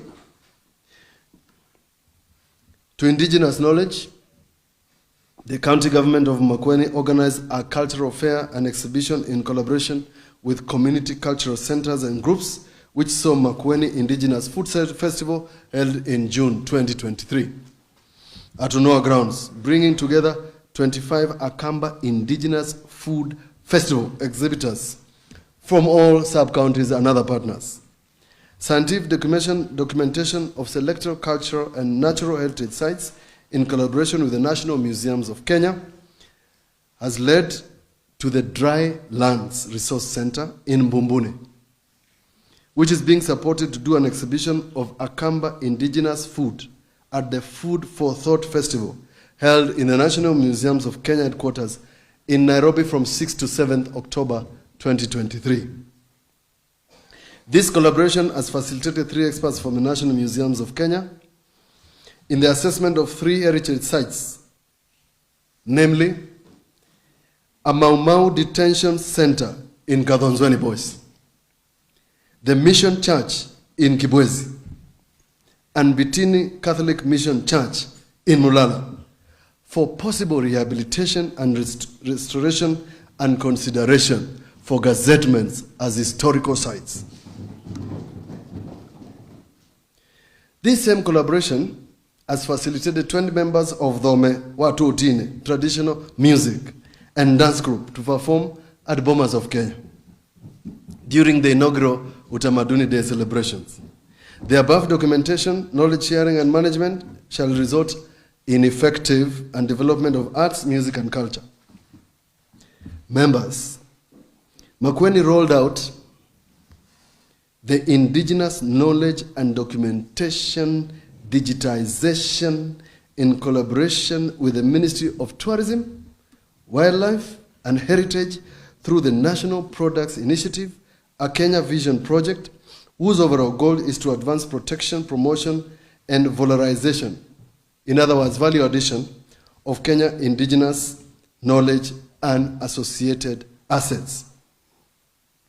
Whilst it was expected that Makueni would document up to 22 traditional knowledge and cultural assets, Makueni managed to register the highest number of traditional knowledge and cultural assets in Kenya.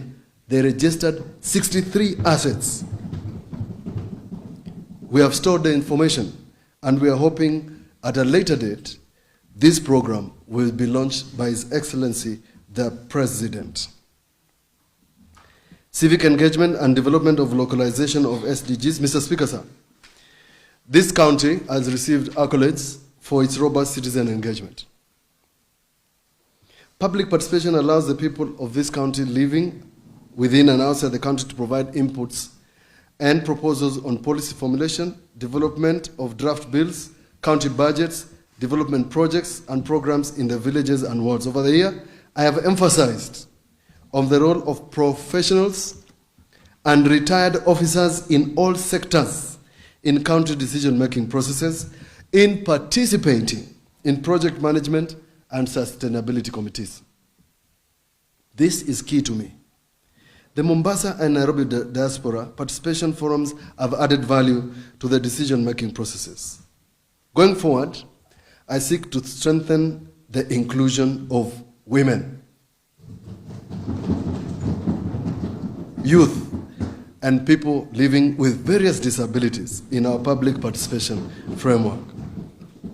The establishment of the county government printer services in the coming year will enhance access to information to the various categories. Information for various categories include Braille, visual and sign language information. Further, we shall strengthen public participation in our municipalities, in the urban and peri-urban centers. I congratulate the people of Makueni for honoring the right to participate as well as their responsibility in their promise of making devolution a reality in the county. In the new year, we shall re-engineer the county development framework detailing the establishment of new development committees embedded in public participation structures whose terms have elapsed, and a proposal to introduce the village councils as I've mentioned before. The Miradi kwa Jamii program has enabled the participation of the rural communities in economic gains of our county through creation of community tangible assets such as roads, forests, earth dams, mitigation of climate change through construction of roads, for water structures, tree planting, improved community volunteerism spirit that has enhanced community-led development initiatives, even when the works are done and dusted and funds spent. Over 210 million has been injected to the village economy across the county, with 50,000 casuals being engaged in the last financial year alone. These initiatives are an enabling environment for the implementation of the promise of the new constitution, particularly Article 174C, that gives the power of self-governance to the people and enhances the participation in the exercise of the powers of state and making decisions affecting them. No one shall be left behind in our development agenda. We intend to use this strategy for repair of roads and dams destroyed during the ongoing El Nino rains. On roads and transport sector members, Makueni Road network currently stands at 13,014 kilometers as per 2020 network classification. Out of this, 933.51 is bitumen and 12,080 are earth roads. Over the past 1 year, road maintenance has been given priority as an enabler to economic growth.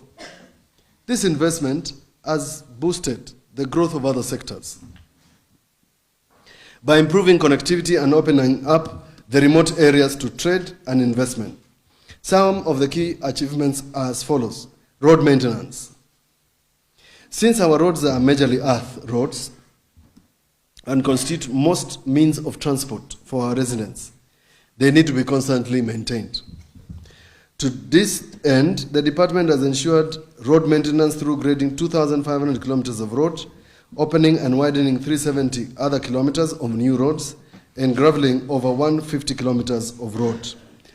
The department has also constructed 25 drifts, installed more than 600 gabions, and 1,200 meters of culverts. In creation of employment, the department has created 15,000 jobs through youth and women and other vulnerable members of the society by engaging them in minor road repairs, meter drain, and unblocking of culverts through labor-based programs. The Department of Roads has also mapped all roads in the county and have developed what we are calling critical roads network inventory that will help us plan our roads and roads improvement better. Some of the major projects for this sector are the 30 kilometers Kwasomba, Mulala, Kidhumani, Kadhi Road, connecting 3 sub-counties, Kibwezi West, Imali Mulala, Makueni Mbitini Ward, and Kilome Kaske Ward. Others are the 120-meter-long Gwane Drift, 100-meter-long Kako Kanduli Drift, Changwase Drift, Kamonyoni Drift, among others. The department also undertook graveling of major towns in Wote, Mtituandei, etc., etc.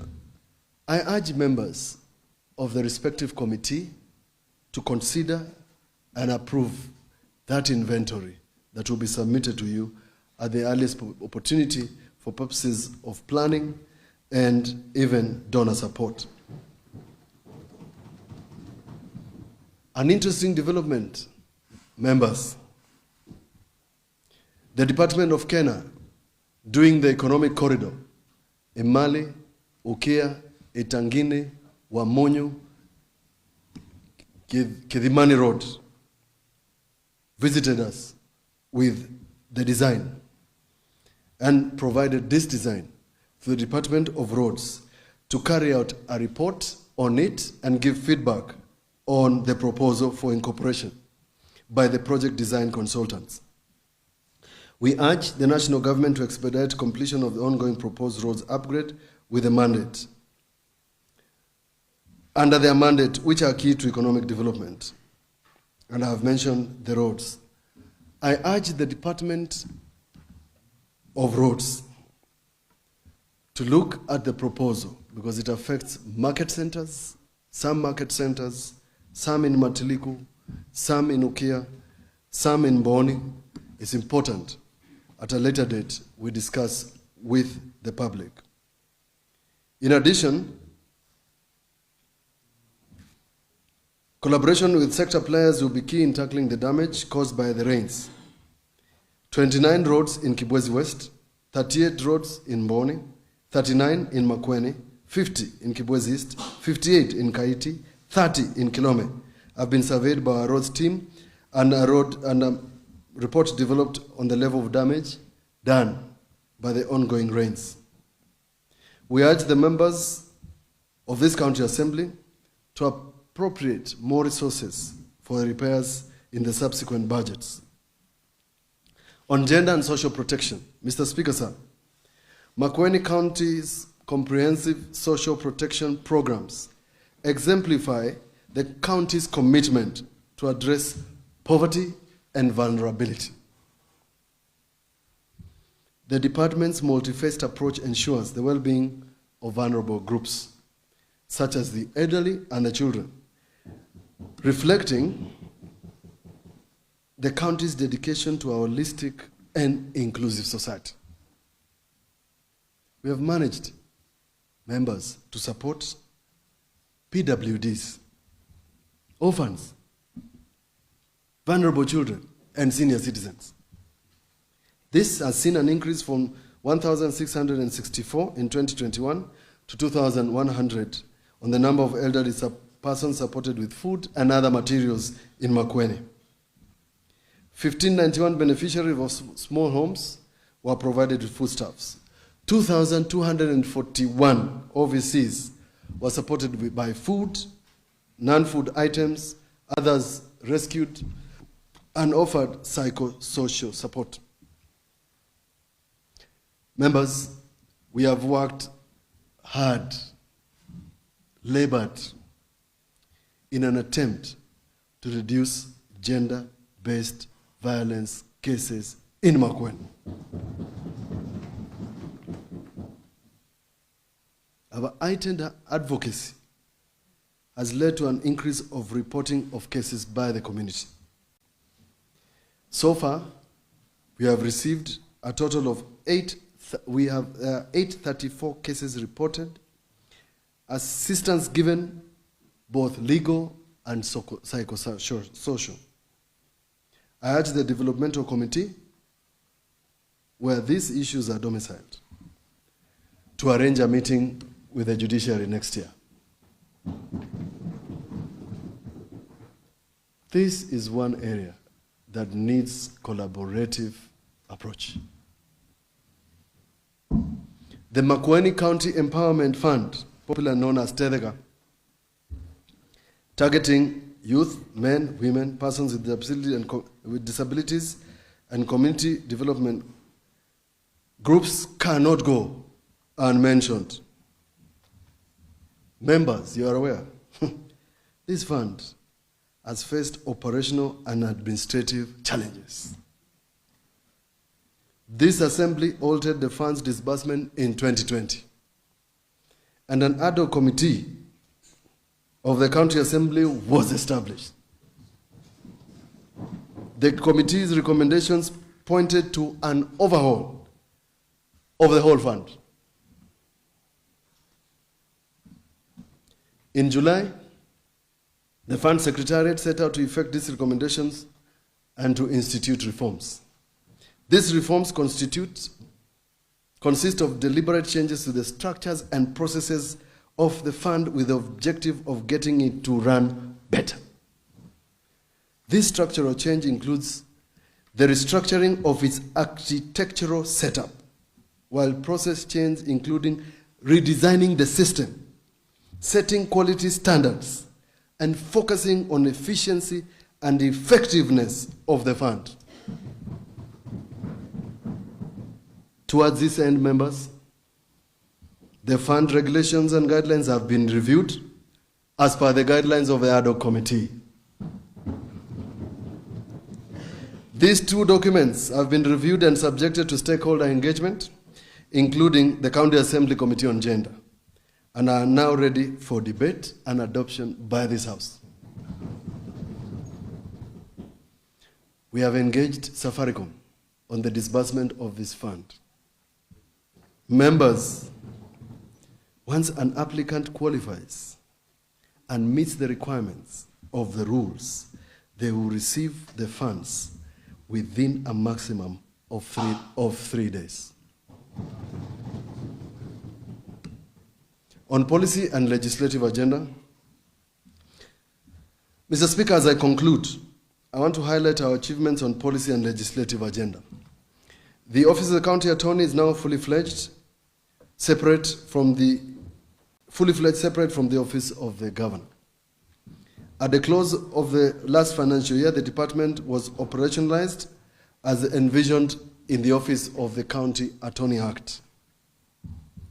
Subsequently, the County Attorney was appointed in November 2022, and the County Solicitor recruited in 2023. The department has 11 members of staff, an administrative assistant, an intern, a legal clerk, a procurement officer, and an accountant who are seconded to this department. Bearing in mind the imperative of inclusivity, the office implemented the following strategic intentions during the financial year in review. They reviewed the county laws, they advised the departments in the county executive, they represented the executive committee in court, drafted, vetted, and interpreted documents and agreements for and on behalf of the county executive and its agencies. It is imperative to note, members, that prior to the establishment of this office, all litigation was handled by counsel, currently by external counsel. But now, most of our matters are handled in-house. This has enhanced the hands-on and efficient management of our court cases and has significantly reduced our legal bills. So far, we have 109 active court matters, 24 of them successfully completed by our in-house counsel. The county attorney has on his own motion instituted 2 court cases to protect public interest. One of them, members, is to secure Kaumoni Market, which was fraudulently registered in the name of an individual. The second one is to secure the ownership of a public utility land in Mukaa Ward pertaining to Nzaini Bohol in Ovate. Members, this address will be incomplete without addressing the case currently in court on the Taita Taveta Makueni boundary. A while back, Okia Mtata, senator, sued the county government of Makueni, claiming that there was double taxation in Mutituande market where both Makueni and Taita Taveta counties claimed to collect trade license fees. Orders were issued by the court against Makueni County by appointing a Taita Taveta team to collect levies in a town where residents elected a member of a county assembly seated here in the Makueni County Assembly today, Honorable Francis Mulwa, the Deputy Speaker.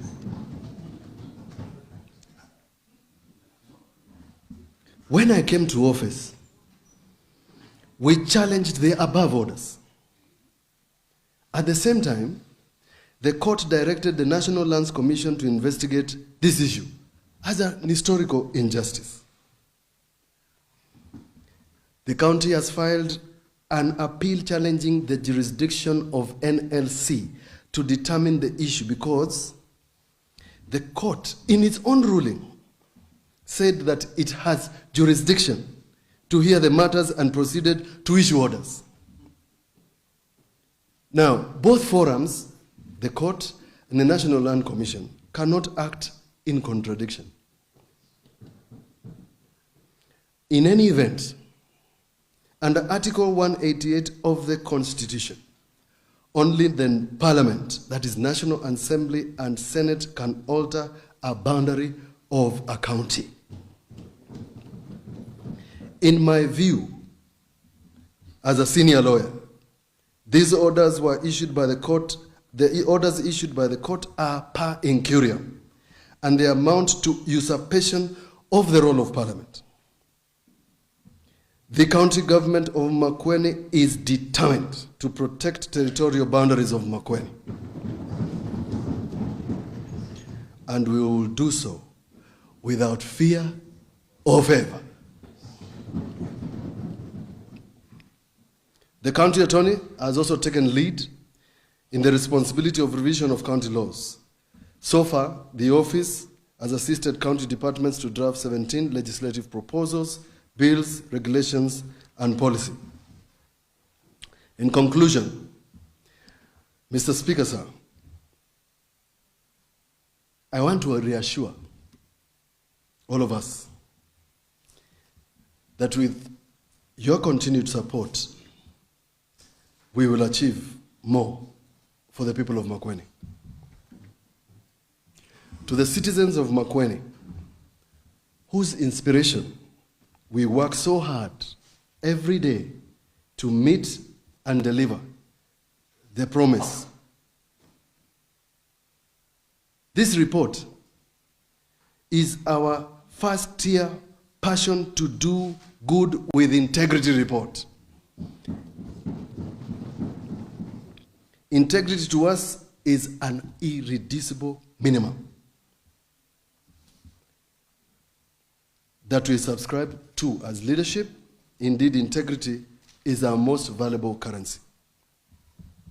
Members, I am determined to see that Makueni is transformed and our people are economically empowered.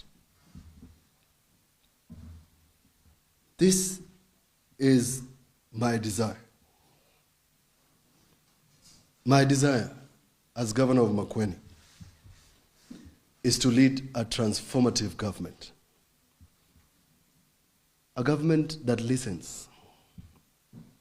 A government that cares for its citizens.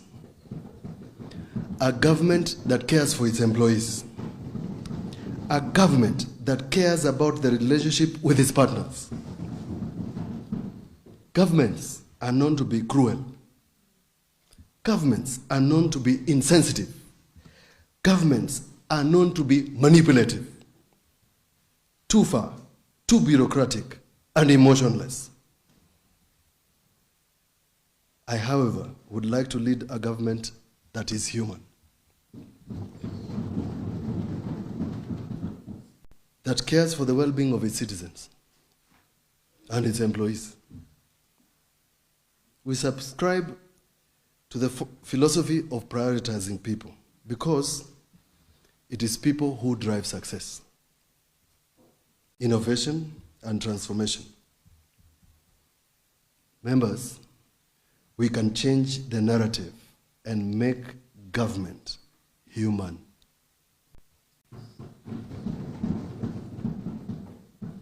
This will require radical transformation and redefinition of beliefs and cultures that we have held so far.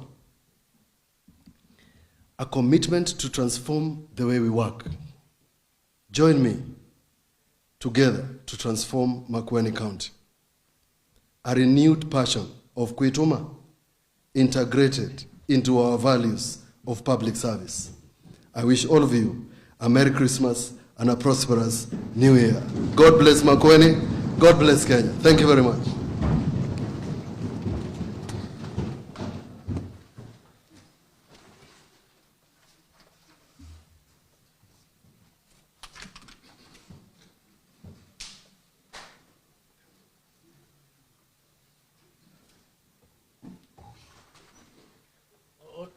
Order member for Kalamba, there is no debate. So cancel your request. Order, honorable members. Order, honorable members. Pursuant to the provision standing order number 200 and standing order number 27, suborder 3 of the Makueni County standing orders. Time now being 16:41 hours. This house stands adjourned until tomorrow, Wednesday, 6th of December, year 2023 at 14:30 hours.